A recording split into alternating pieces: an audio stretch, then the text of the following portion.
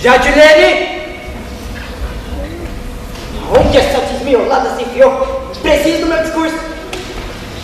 Jadilene! Tô aqui! Onde você está, sua desmiolada? É que eu estava pensando em como criar um discurso chocante para impressionar a população da nossa cidade.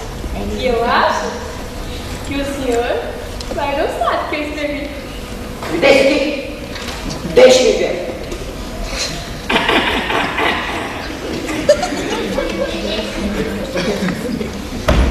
Batatinha quando nasce.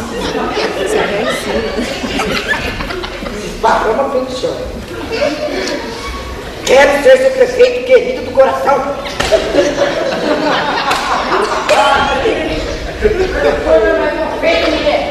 Aonde é que está sua criatividade, menina? O senhor não gostou?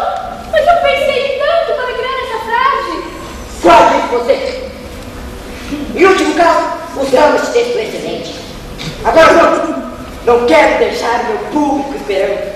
Vai ser um sucesso, o senhor vai ver, vai ser um sucesso. Vai ser um sucesso. Mas eu quero dizer que esse senhor vai falar daquele projeto para a população. Deixa comigo, rapariga. É só falar minha palavras difíceis que eles já acham lindo. Eles não sabem de nada, mas aplaudem. Agora vamos. Opa, pera aí. Então. O senhor está perfeito. Tô mesmo? É só um caminho de passar um perfuminho e você vai ficar perfeitinho. É coisa bacana. Ah, mas eu quero só ver o que aquele galego safado vai dizer pra gente.